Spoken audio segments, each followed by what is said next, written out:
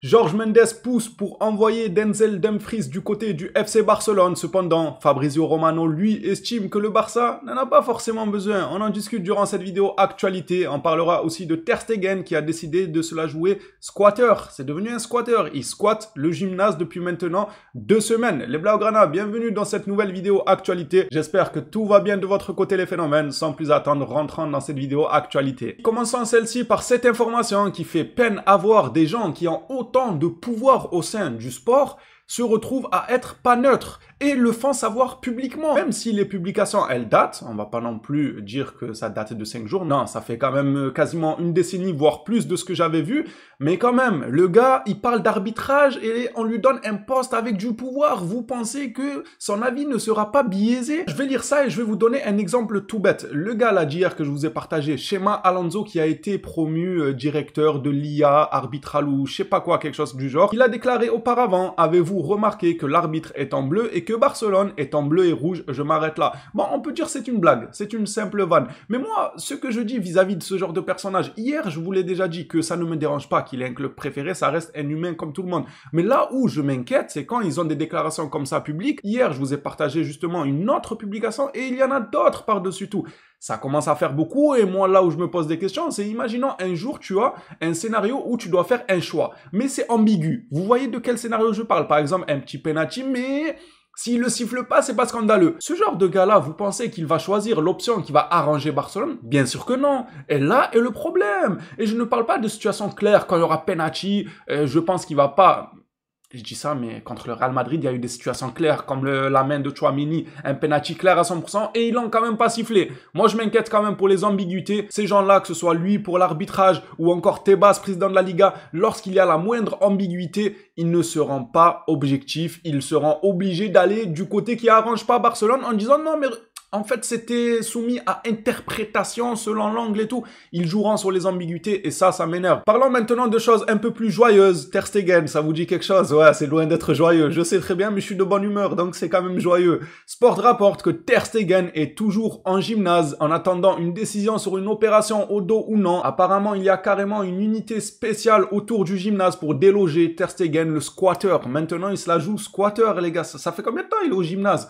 Oh, rentre chez toi, va à l'hôtel, je sais pas, va dans ta maison. Qu'est-ce qu'il faut au gymnase depuis tout ce temps? Allez vous renseigner là, c'est sûr, il doit y avoir une machine à café à volonté, quelque chose comme ça, c'est sûr. Il y a que ça qui pourrait expliquer pourquoi il squatte le gymnase. Il nous fatigue lui aussi. Fais-toi opérer ou bien trouve-toi un autre club. FF Polo nous parle de Frenkie de Jong. Frenkie de Jong va prolonger. Le club attend que sa relation contractuelle avec Ali Dorsun, mais c'est pas terminé ça déjà. Le club attend que ce soit fini, mais il y a quelques jours on nous avait dit que c'était déjà terminé.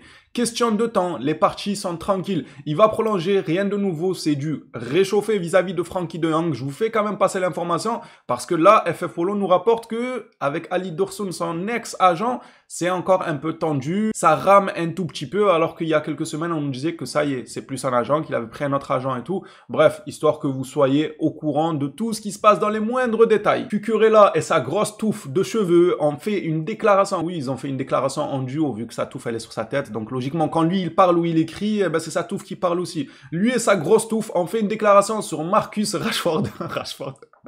Rashford, hier, j'ai dit, ils ont recruté un matelas pour permettre à, comment il s'appelle, à Rafinha de se reposer. Je vous promets que Rashford a intérêt à pas se louper à Barcelone. Non, je dis ça, je dis rien, parce qu'on commence avec un matelas, mais l'arrière du crâne, ça peut faire office de matelas. Non, et qui se tient bien, c'est tout ce qu'on lui demande. Nous, on lui en veut pas. Il vient, c'est bon enfant, on compte sur lui. Moi, Rashford, c'est un joueur que j'apprécie, donc il rejoigne Barcelone. C'est un régal total, mais s'il te plaît, réponds présent. Parce que sinon, les vannes, elles vont répondre présentes, elles.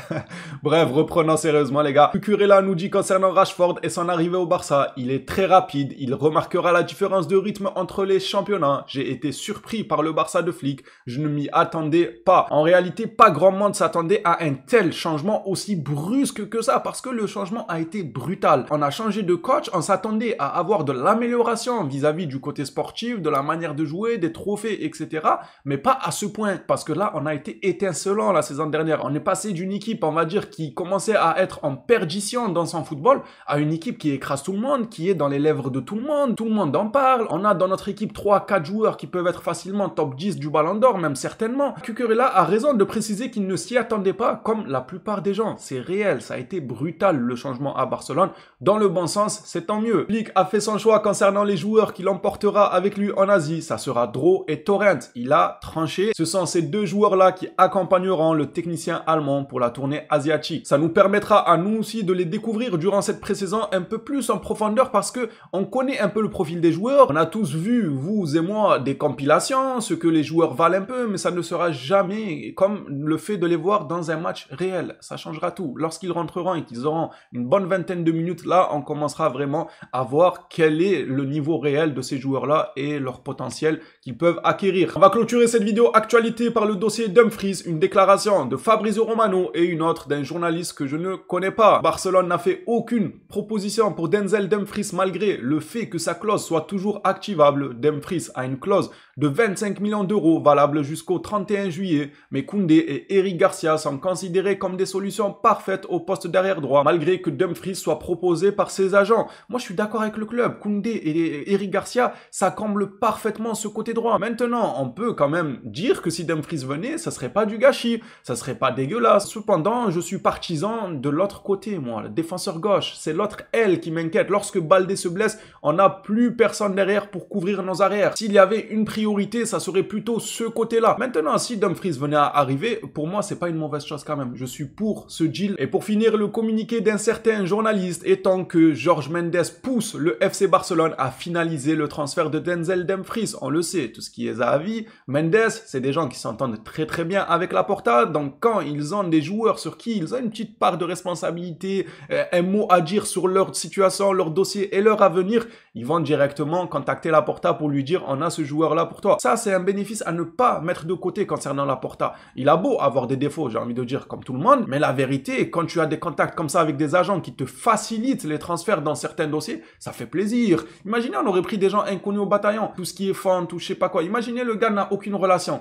Il paye plein pot à chaque transfert. Il n'y a pas de facilité de transfert. Là, ça fait plaisir. Mendes, Xavi, en plus, ces deux agents reconnus mondialement, ça veut dire qu'ils en ont des joueurs sous leurs ailes. C'est pas n'importe qui en termes d'agents, ces deux-là. Ça fait plaisir. Maintenant, le Barça n'y voit pas d'intérêt au dossier Dumfries. On verra si avant le 31 juillet, ils vont sauter sa clause et donc de ce fait, changer d'avis concernant une arrivée de Dumfries. Ça nous ferait plaisir et c'est une manière de conclure le mercato par la cerise sur le gâteau. Ça serait juste incroyable. On aura fait un mercato avec les moyens du bord qui sera splendide en cas d'une arrivée d'un défenseur gauche ou un défenseur droit. Les Blaugrana, dites-moi ce que vous en pensez un peu de la vidéo actualité d'aujourd'hui. Que pensez-vous de Terre Café, le squatteur des gymnases ou encore Denzel Dumfries? Êtes-vous pour une arrivée de ce dernier à Barcelone ou vous comprenez plutôt la position du club quand ils estiment que ce n'est pas une priorité? Hâte de lire tout ça dans l'espace commentaire. Merci à tous ceux qui soutiennent la chaîne. On s'attrape à la prochaine vidéo sur le FC Barcelone. D'ici là, prenez soin de vous les phénomènes.